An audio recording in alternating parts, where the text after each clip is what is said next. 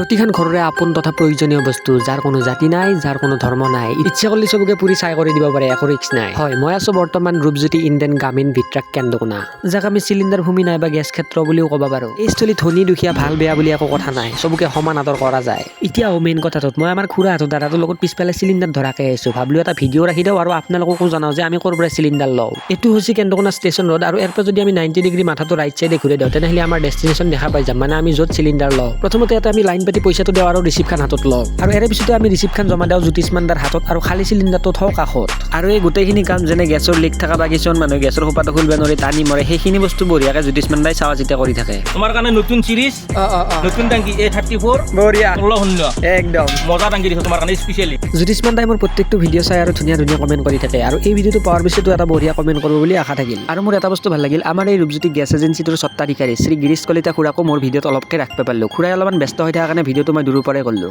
এতিয়া যদি মই অলপমান পৰিৱেশটোৰ ওপৰত কথা ক'ব যাওঁ তেনেহ'লে আপোনালোকে এটা কেইডালমান ধুনীয়া ফুল দেখা পাব, যিটো আছে কলোপাৰৰ ফালে। লগতে এটা ডাঙৰ খাল আছে, আৰু খালটোৰ অপজিট চাইডে এটা মুঠ ঘৰ আছে। আপোনালোকে যদি চিলিণ্ডাৰ নিবে এই টান মুঠ লাগে, ইয়াতে বঢ়িয়াকৈ সোমাই যায় কেনে মুতি আহিব পাৰে। বাৰু আমাৰ চিলিণ্ডাৰ লোৱা কামটো হৈ গ'ল, এতিয়া আমি ডাইৰেক্ট এণ্ট্ৰি মাৰিলোঁ ভট্ট ভেৰাইটিত। ইয়াতে আপোনালোকৰ ছাত্ৰ ছাত্ৰীৰ প্ৰয়োজনীয় গোটেইখিনি বস্তু পাৱাৰ লগতে চিপছ চকলেট পাণ তামোলৰো সুবিধা আছে। মই বাৰু শিখৰ পেকেট ল'বৰ কাৰণে সোমালোঁ, আৰু ভাবিলোঁ দাদাকো একবাৰ চিনাকি কৰি দিওঁ। এওঁৰ নাম হ'ল জিতুমণি ভট্ট। আপোনালোকৰ প্ৰায়ভাগ মানুহৰে চিনাকি হ'ব, কাৰণ এওঁৰো দোকানখন কেন্দ্ৰকোনাতে আছে। এই ভিডিঅ'টো আৰু বেছি দীঘল নকৰোঁ, শিখৰ খাই ঘৰত আহিলোঁ। Bye bye.